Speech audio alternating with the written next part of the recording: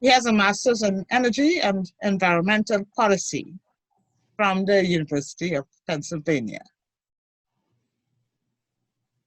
He has also attained a master's in engineering from Howard University and is currently working on decarbonization, decentralization, digitalization from the local to global in his capacity as the Director of Sustainability at Bucknell University. Let me point out that Dr. Udoh has been quite busy.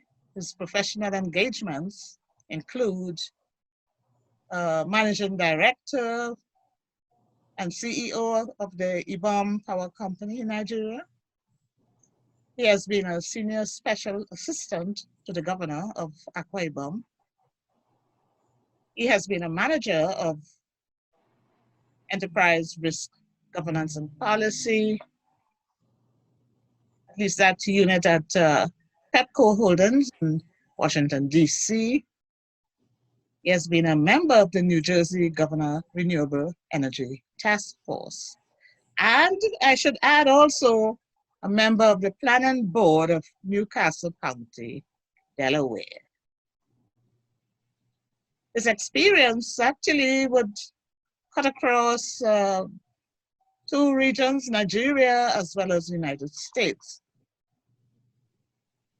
There is a focus, for example, as we look at his experiences on electric power sector competency and infrastructural transformation for decarbonization, decentralization, digitalization, etc. He has also focused on corporate governance with risk performance management for environmental sustainability, social justice, and equity.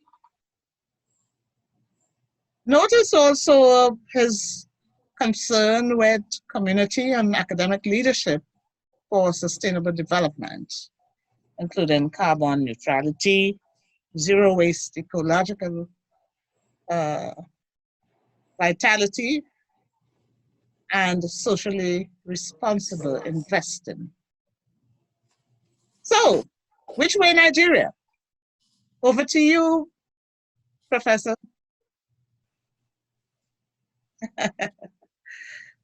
Thank you very much, Professor. I appreciate you giving me the opportunity to speak on the way forward for Africa.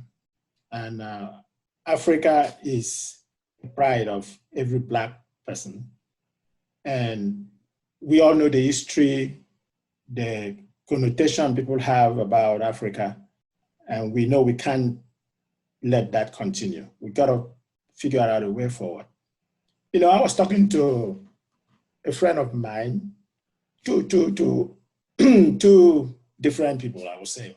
One was an African American, and his position was, look, we gotta make Africa something of pride for all of us.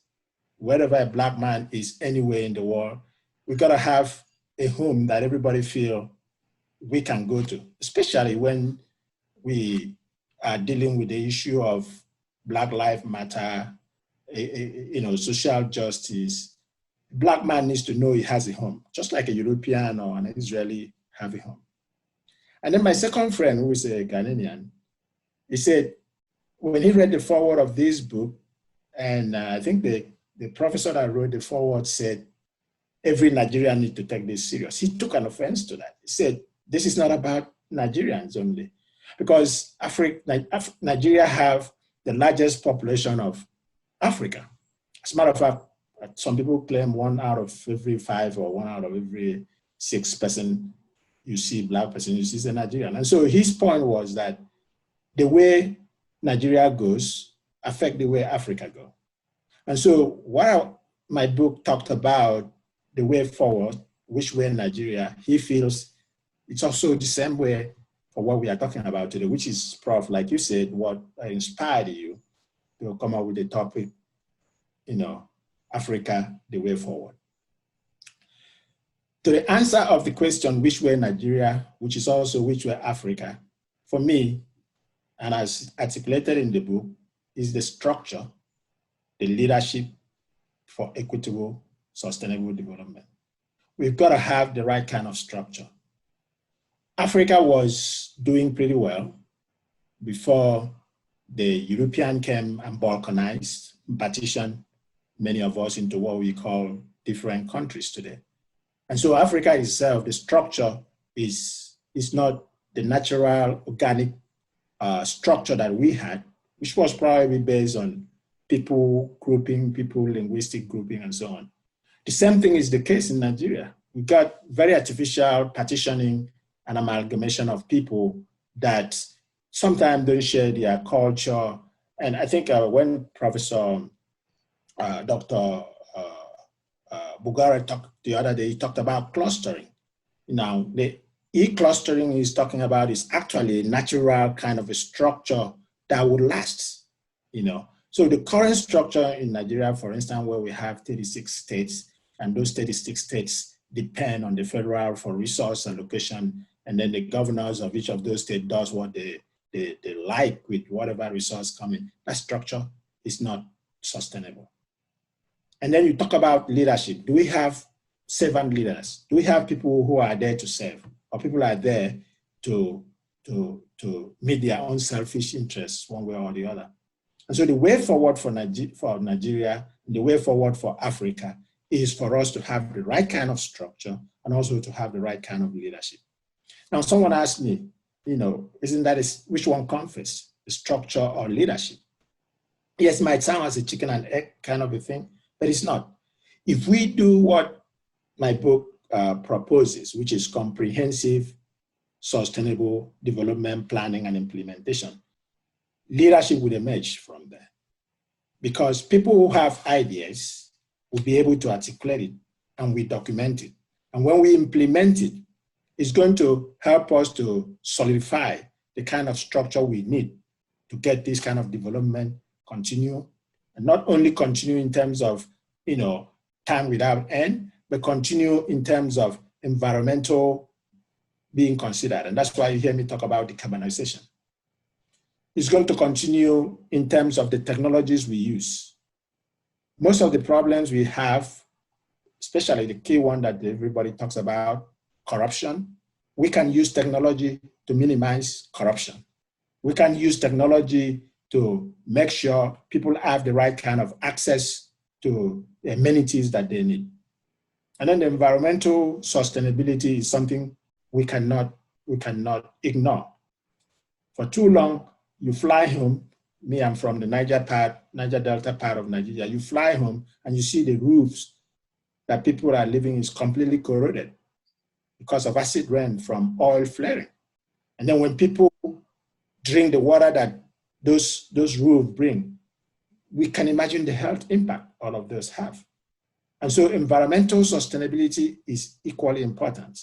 And so is technological sustainability. And of course, social sustainability that have to do with how we allocate the limited resources we have to make sure there is social justice and equity from the local level to the global level. And so when we have the right kind of structure and leadership to focus on this, that's the way forward for Nigeria, and that's the way forward for Africa. Good. You were going so well that I wanted to hear more. So, what specific proposals do you have there for the environmental? What should the powers that be, you know, do right now? I think to me, the powers that be are not the people, and in some cases, we know in many of the elections are rigged, we know.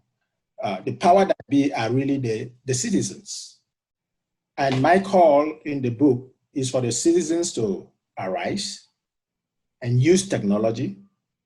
There's the biggest technology that everybody have now is this thing, smartphone. And we all have smartphone. And we all have access to social media. We can use this technology to hold this so-called, the one you so-called power that be, accountable. And that's what my professor, when I was going to school doing my PhD, called operational citizenship. Our citizens are so docile. And perhaps they are docile because of poverty and dependency. So the real power that be are the people. And people need to arise and start demanding decarbonization of our economy. When we decarbonize our economy, when we get carbon out of the system, then we will not have the issue of global warming. I understand we are in Africa, and the argument on sustainable development is, hey, the European and the Americans, they were able to pollute and consume coal and develop to where they are now. It's our turn. That's the argument of the developing countries, China and India and Africa, of course. But who is suffering for the impact of all this pollution? It is our people. Like I was telling you, when you fly into the Niger Delta, who are the people drinking all those toxic? It's not the Americans, it's us. And so when we say we should minimize pollution, it's not just, for the other people, it's for us also. Now I also understand there's gotta be equity, there's gotta be global and international equity. So we must arise, use the technology in our hands to promote minimization of pollution. We have to reduce wastes, plastic wastes, and all kinds of wastes. So it's not only a Western thing. As a matter of fact, young people, the millennials, are beginning to see how we can leverage this thing in what is called circular economy, where you can convert plastic, waste plastic, and other waste resources, waste tires, into other products that have value. And so that's how we manage the environment. We've got to make our ecology, we cannot continue to defrost, cannot continue to depend on firewood and destroy our forests for farming or for firewood and so on. Those are the kind of things that if you, the young men, the young people see this happening, see any government, whether it is state, local, or federal doing, they can use the power in their hand, which is this smartphone, and also use it to put pressure, to shame people that are not doing the right thing. That's what I call smartphone democracy. And that's something we need to do to help our environment. Wow, we're getting some really interesting concepts here. Operational citizenship, I actually like that terminology. Operational. I didn't make it up. It didn't come from me, it came from my. Oh, really? Yes. But, you certainly helping to popularize it. And Yes. What about smartphone Democracy. Democracy. Is that your concept? That one, I coined that one, smartphone democracy. Let's use this smartphone and shame people who are not doing the right thing. And I'm telling you, it's catching up. The millennials are doing it. Yes. Your children, your grandchildren, all they know, what they do is smartphone. And this smartphone is in the village, is everywhere. If you see something that someone is doing wrong, whether it is corruption, is a desecration of the environment, use the smartphone and let people know. They can't run away from it. And that's another technology that I think with time we will use to help minimize corruption is blockchain. I'm sure Dr. Boguru would have loved to talk about this a little bit more, because once this information are put in place, all these people that are good at destroying documents and destroying information, they can't anymore. Because once it's out there on the cyberspace, you can't get rid of it. You can't destroy it. And so you cannot, when they embezzle and then they will burn down the whole house, if it is on technology, on its own blockchain, on its own internet, you can't destroy it because it's there. And so you cannot say, I didn't do it or did it. But whatever you do today and is in the technology, you can be held accountable for it. So that's a tool for operational citizenship. And that's the way forward for Africa, that all these corrupt people will be held accountable. And once you shame them, they're human beings. They will change over time. That's the way forward for Nigeria and for Africa. So how is your book structured? Can you tell us a bit? How the book structured? Yeah, definitely Yeah, the book, it actually looked into the historical contemporary challenges of the structure of Nigeria, how we evolved from what used to be one Nigeria to two Nigeria, the North and the South, and then it was amalgamated, and then from 2 entities to 3 entities, 4 entities, and now we have 36 unviable entities that are basically parasites that are depending on the federal government, depending on the resource exploitation in the Niger Delta to feed all these other states that have their own resources. Like for instance, in the northern part, there is gold, and nobody is leading to make sure we exploit that resources to help manage.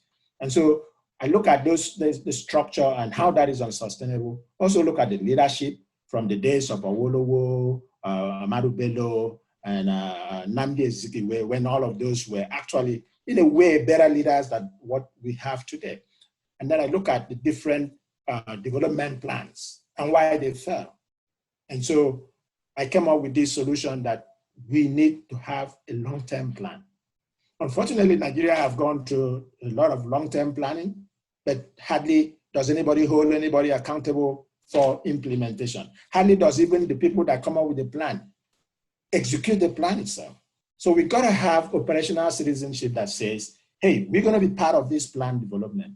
We're gonna see ourselves in this plan. And this plan cannot be a 4-year thing when the politician is elected and then it's gone. It's gonna be 50 years development plan. What is Africa gonna look like 50 years from now? What is Nigeria gonna look like 50 years from now? How do we help our elected officials, whether they are legislators or executive, how do we hold them accountable to make sure they keep us on that trajectory? Not today, this one come and start his own thing. And then, we have a lot of abandoned projects all over Nigeria. And I think in some other countries in Africa, the same abandoned projects, because there's no consistency of execution. And nobody holds anybody accountable to make sure those things are executed consistently to the end.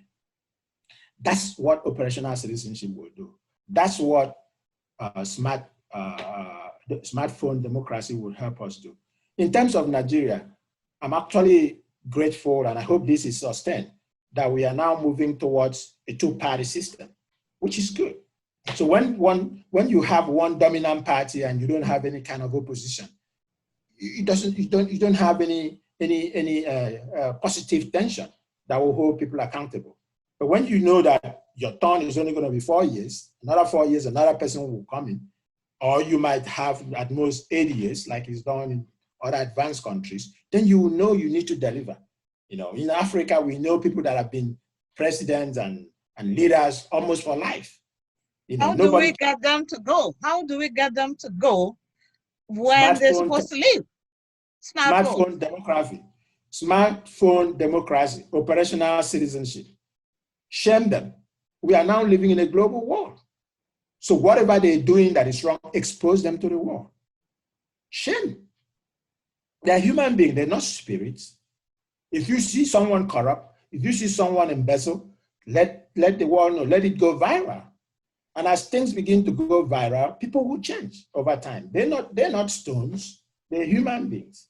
So when you shame them, and you've seen some people go to other countries and people get confronted. Who wants to go to London and be confronted? Who wants to go to New York and be confronted? But they used to go and get away with it because we did not have information. This thing, you see it, you snap it, you post it. That's the way forward. Well, actually, the point you made about is probably linked up to the globalization issue too. That when the corrupt leaders travel abroad, thinking that they are escaping, they will be confronted by, whether crowds and so on. I think that is definitely a very credible approach, so that they don't think that they can just escape into London or wherever, and get away with it. Yeah, they can't get away with a lot of things. They only get away with the things we allow them to get away with. Yes. in today's age with this technology. They only get away with what we allow them to get away with. And that's why I like the idea about two-party system. Because when it's two-party, if that man is in another party, the opposition will shout when they are doing something wrong. Mm-hmm. You know, but when one party and one dominant party, nobody can do anything. And that's the big problem in Nigeria. The governors are so powerful. But if there is no opposition, you go to the house of the legislative house, they are basically the ones that appoint the people that get into the house. They are basically the ones that appoint the people that get into the local government. You know, and when they are so powerful, you don't have anything to do. But opposition would expose that. Opposition will criticize that. Opposition will raise an alarm. Opposition will make sure that it's on social media. And it's not just one person, you know. Opposition will make sure it gets viral. And once it gets viral when you are doing wrong things, people will say, hey, you can't come to my country. And that's a good advantage of globalization and in this new millennial age, you know. So gone are the days where people used to do a lot of silly things and get away with it. That's the way forward. We gotta be operational citizens, and we gotta use smartphone democracy to elect and remove corrupt politicians. That's how good leadership would emerge. And when you have good leaders, there will be good structure. And when I talk about structure, it's not only the political structure, but the economic structure, you know, the financial structure of the system. When you have people that can investigate and do objective investigative journalism and put it out there, people will hear, the world will hear, you know, and people cannot continue to take us for a ride. Well, whilst you would giving us these insights, I was also thinking about Bangura's e-clustering idea, because I think waste management, as you pointed out, well, not so much waste management, but the duplication of projects and whatnot. I think built into his e-clustering model is also this idea of trying to solve that kind of situation. So what I'm seeing too is that if we have to identify 3 or 4 things that seem to come out of your very illuminating discussion, number 1, accountability is key. Long-term planning is key. Not just, you know, thinking about next week, but thinking a decade ahead and so on. Long-term planning. I'm assuming that, you know, I'm giving a good summary here. And then planning and implementation, because in fairness, there is a lot of planning, a lot of documents in Nigeria. They have a Ministry of Planning, but it's not about just putting those things in document. We have Vision 2020 and all of this, but implementing it, executing it, and getting measurable results. That's why I like the United Nations Sustainable Development Goals. They have specific targets. So let's begin to hold people accountable. Let them not just talk about sustainability or sustainable development, you know, in the mouth. Let it not just be a political slogan. So when you say I'm doing sustainable development in my country, in my state, in my local government, what are the metrics? What are you doing to show that you are doing sustainable development? And if you were doing 10 last year, how many are you doing this year? How many would you do 5 years from now? If we begin to see those trajectory, we will be able to help people accountable for that. And that's the only way America succeeds. People hold their elected officials accountable. And if you do not meet their expectation, the 4 years come, they vote you out. So we gotta start holding our people accountable. That's what leadership does. And we gotta restructure some of this. That's where the cluster that he talked about means. You know, I like the idea of West African economic market. You know, as long as it's not government. Look at what the Europeans are doing. They were world once country, individual country. They came into a union, and now they're beginning to see maybe there is a need to pull apart. Nothing is fixed. We cannot continue to use our colonial mentality in this millennium. It won't work. That's the structure have to change. There's got to be transformational leadership. We've got to think of equity, and we've got to think of the environment. We've got to think of the adoption of proper technologies. We've got to think of the social equity, and we've got to think of the environmental sustainability.